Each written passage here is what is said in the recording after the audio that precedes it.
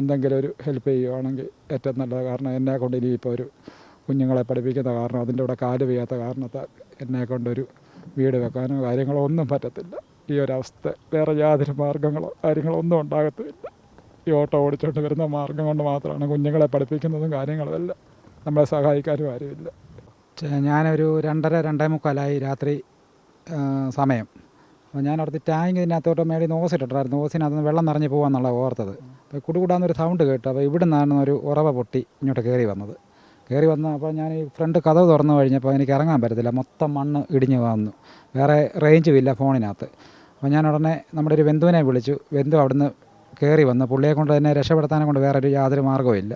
അപ്പം പിന്നെ ആ പുള്ളിക്കാരൻ തന്നെ ഫയർഫോഴ്സുകാരെ വിളിച്ചു. ഫയർഫോഴ്സുകാർ ഇവിടെ ഒരു 10-20 പേരോളം വന്നാണ് അവരാണ് എന്നെ എടുത്ത് റോഡിൽ കയറ്റിയത്. ആകെപ്പാട് പേടിച്ച് അപ്പുറത്തെ സൈഡിൽ കൂടെ ആണെങ്കിലും ഒന്ന് കയറാൻ അവന് കാലിനൊരു പ്രശ്നമുള്ളതായതുകൊണ്ട് അത് കാരണം നമുക്കൊരു സാഹചര്യമല്ല. 2 പെൺകുഞ്ഞുങ്ങളെയും കൊണ്ട് നമ്മൾ നിൽക്കുന്നത്. വൈഫ് മരിച്ചു പോയതാണ്. പിന്നെ നമ്മളൊരു ഓട്ടോ ഓടിച്ചാണിത് ജീവിതമാർഗ്ഗം കഴിഞ്ഞു പോകുന്നത്. ഭാഗ്യം കൊണ്ടാണ് രക്ഷപ്പെട്ടത്. പേടിച്ചെന്ന് പറഞ്ഞാൽ ഭയങ്കരമായിട്ട് ഇത് ഞങ്ങളുടെ ബന്ധു വന്നെണ്ണ ഞാനിങ്ങനെ പുള്ളിയെ കൊണ്ടൊരു മാർഗ്ഗമില്ലാത്ത രീതിയിലായതുകൊണ്ട് നമുക്ക് എന്തോ ചെയ്യണമെന്നും പറഞ്ഞിരുന്നു. പുള്ളിക്കാരനാണ് പിന്നെ ഇത് ഫയർഫോഴ്സുകാരെ വിളിപ്പിച്ചത്. എൻ്റെ ഒരു ബന്ധു. ഫയർഫോഴ്സ് അവസ്ഥയെന്ന് പറഞ്ഞു കഴിഞ്ഞാൽ ഇതിനകത്തൂടെ വെള്ളം ചാടി മൊത്തം ഇതുമായിട്ട് ഇങ്ങനെ നിൽക്കുവാണ്. അതിൻ്റെ അങ്ങേ സൈഡ് കൊണ്ട് പിന്നെ തള്ളി നിൽക്കുകയാണ്. കാരണം ഇപ്പം ഞാനൊരു വീട് വാടകയ്ക്ക് എടുക്കാൻ വേണ്ടി താഴെ ഇങ്ങനെ നോക്കിക്കൊണ്ട് നിൽക്കുക. 2 പെൺകുഞ്ഞുങ്ങൾ ഇപ്പോൾ അവിടെ അവധി ആയതുകൊണ്ട് അവർ ഹോസ്റ്റലിൽ നിന്ന് വന്ന് ഇപ്പം നമ്മുടെ ഒരു ബന്ധുവിൻ്റെ വീട്ടിലാണ് ഇപ്പോൾ ഇങ്ങനെ താമസിക്കുന്നത്. അവസ്ഥ എന്ന് പറഞ്ഞാൽ ഭയങ്കര ഭീകരമായ ഇത്. വേറെ യാതൊരു മാർഗ്ഗങ്ങളോ കാര്യങ്ങളോ ഒന്നും ഉള്ളതില്ല. ഒന്നത് കാലിനൊരു ചെറിയ പ്രശ്നമുള്ളതാണ്. വെരിക്കോസിൻ്റെ ഒരു ഓപ്പറേഷൻ ചെയ്ത് അത് മുറിവ് ഭയങ്കരമായിട്ടിരിക്കുകയാണ്. എപ്പോഴും ആശുപത്രിയിലും പൊയ്ക്കൊണ്ടിരിക്കുകയാണ്. വേറെ യാതൊരു മാർഗ്ഗവും ഇല്ല. ഇത് ജീവിതത്തിൽ ഇത് കണ്ടു കഴിയുമ്പോൾ നമ്മൾ ഉണ്ടാക്കിയെന്ന് പറഞ്ഞു കഴിഞ്ഞാൽ ഇത്ര നാളായിട്ട് ഉണ്ടാക്കിയെന്ന് പറഞ്ഞു കഴിഞ്ഞാൽ ഇത് മാത്രമേ ഉള്ളൂ. ഇതുകൂടെ പോയി കഴിഞ്ഞാൽ പിന്നെ ജീവിച്ചിരുന്നിട്ട് കാര്യമില്ല.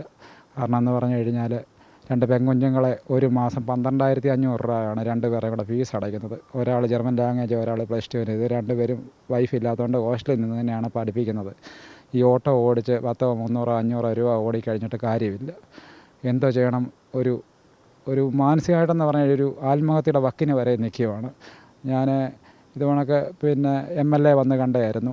MLA വന്ന് കണ്ടു. പിന്നെ കളക്ടർ വന്നായിരുന്നു. ഇവരെല്ലാം വന്ന് കണ്ടു കഴിഞ്ഞപ്പോഴും ഇവിടെ താമസിക്കരുത് ഒരു കാരണവശാലും.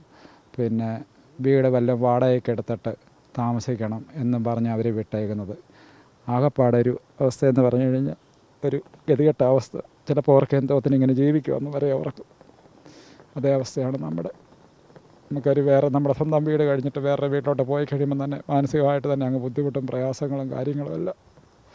എന്തെങ്കിലും ഒരു ഹെൽപ്പ് ചെയ്യുവാണെങ്കിൽ ഏറ്റവും നല്ലത്. കാരണം എന്നെക്കൊണ്ട് ഇനിയിപ്പോൾ ഒരു കുഞ്ഞുങ്ങളെ പഠിപ്പിക്കുന്ന കാരണം അതിൻ്റെ കൂടെ കാല് വയ്യാത്ത കാരണത്താൽ എന്നെക്കൊണ്ടൊരു വീട് വെക്കാനോ കാര്യങ്ങളോ ഒന്നും പറ്റത്തില്ല. ഈ ഒരവസ്ഥ വേറെ യാതൊരു മാർഗ്ഗങ്ങളോ കാര്യങ്ങളോ ഒന്നും ഉണ്ടാകത്തുമില്ല. ഈ ഓട്ടോ ഓടിച്ചോണ്ട് വരുന്ന മാർഗ്ഗം കൊണ്ട് മാത്രമാണ് കുഞ്ഞുങ്ങളെ പഠിപ്പിക്കുന്നതും കാര്യങ്ങളും എല്ലാം. നമ്മളെ സഹായിക്കാനും ആരുമില്ല. രാത്രി 12 മണിയായപ്പം തന്നെ ഞാൻ ഓർത്ത് ഇത് വെള്ളം കൊണ്ടുപോയൊരു ശബ്ദം കേട്ടത് അങ്ങേ സൈഡിൽ കൂടെ ഇങ്ങേ സൈഡിൽ കൂടെ പെരക്കകത്തൂടെ എല്ലാം. ഞാൻ തന്നെ ഒരു മോളെ ഉള്ളായിരുന്നു അന്നേരം ഇവിടെ. ഒരാൾ ഹോസ്റ്റലിലായിരുന്നു. അന്നേരത്തെ ഒരു അവസ്ഥയെന്ന് പറഞ്ഞു കഴിഞ്ഞാൽ ഭയങ്കര ബുദ്ധിമുട്ടമായ ഒരു അവസ്ഥയാണ്. ജീവിതത്തിൽ ജീവിക്കണം തന്നെ ഇല്ല. അതേ ഒരു അവസ്ഥ ഇങ്ങനെ നിൽക്കുന്നത്. എൻ്റെ പേര് ഷാജി. ഇത് കോട്ടക്കുഴി.